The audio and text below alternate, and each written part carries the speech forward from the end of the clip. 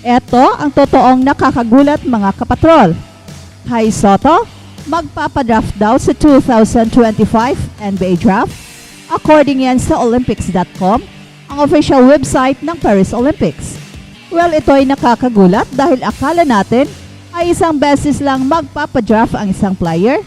And we all know na naging undrafted si Kai. Pero siguro naman, alam ng Olympics.com ang kanilang sinasabi.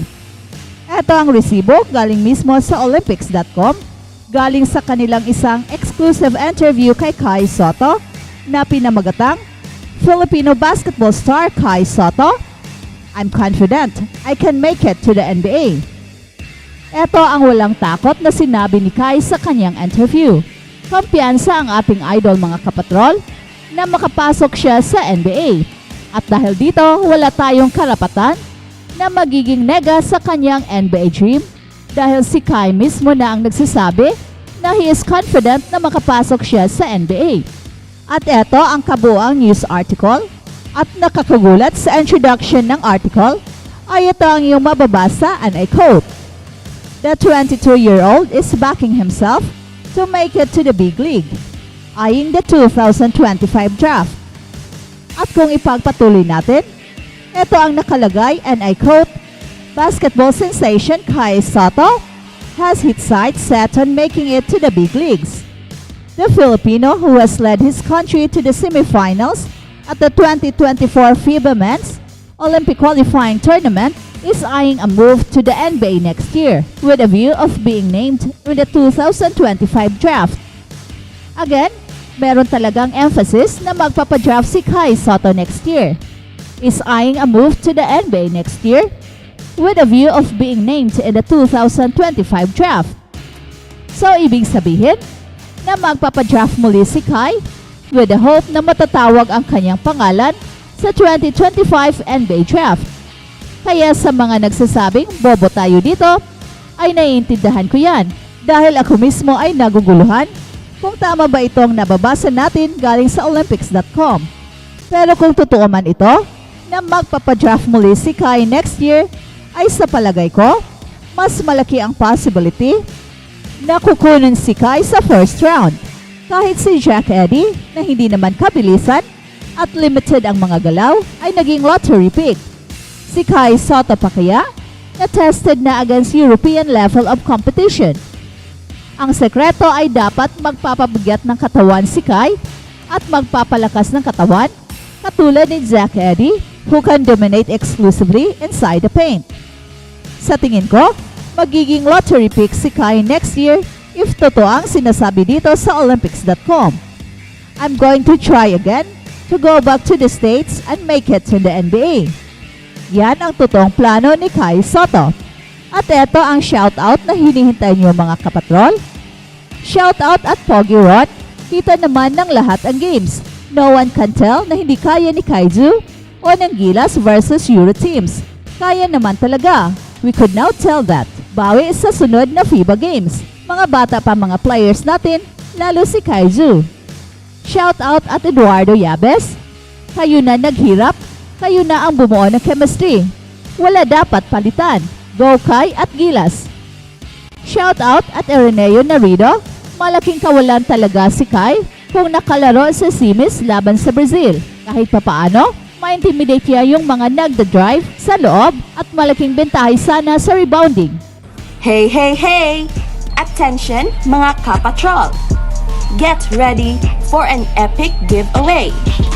Once Express Info hits 150k subscribers, one lucky winner will win the incredible Oppo Reno 11F 5G smartphone. Here's how to join. Step 1. Subscribe to Express Info right now. Step 2. Like this video. Then step 3. Comment anything good and positive about our idol Kai Sotto. Super easy. Just subscribe, like, and comment. At balitang NBA at Olympics naman, Anthony Edwards kumayod agad, Team USA, pinadapa ang Team Canada. Nagsimula ang road to Paris Olympics ng Team USA sa bisa ng 86-72 win kontra Canada sa Las Vegas.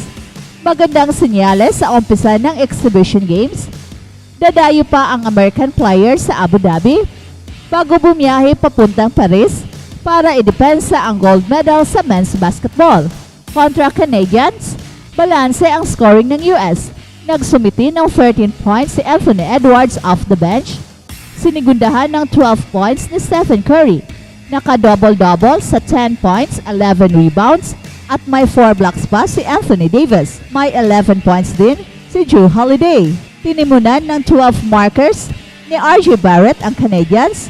Umayuda ng tig 10 points sina Shai Gilgeous-Alexander at Dillon Brooks. Kasama si dating US President Barack Obama sa 20,757 record attendance sa T-Mobile Arena. Pinag-start ni Coach Steve Kerr sina Stephen Curry, LeBron James, Joel Embiid, Jrue Holiday at Devin Booker bago nag-take over ang second unit sa pangunguna ni Jason Tatum, Anthony Davis at Anthony Edwards. Maagang umarangkada ang Canadians 11-1 pero nang mag-init ang Americans ay inagaw 41-33 sa break at pinalubo pa ito sa 69-54 papasok sa fourth quarter. At si Kawhi Leonard umayaw, nilayasan ang Team USA. Hindi na makakasama ng Team USA sa paparating na Olympics si Kawhi Leonard. Sinabi ni Shams Charania ng The Athletics at Stadium na umayaw na si Leonard at umalis na sa Team USA. Kawhi Leonard is withdrawing from Team USA for the Paris Olympics and will be replaced.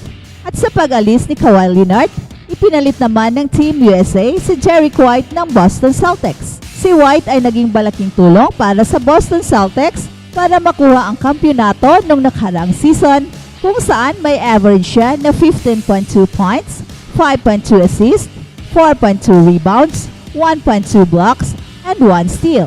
Ang Paris Olympics ay nakatakdang isagawa from July 26 hanggang August 11 at ipiniliwanag ni Grant Hill kung bakit pinili ng Team USA si Derrick White kesa kay Jaylen Brown. I'm trying to put together the right pieces that fit.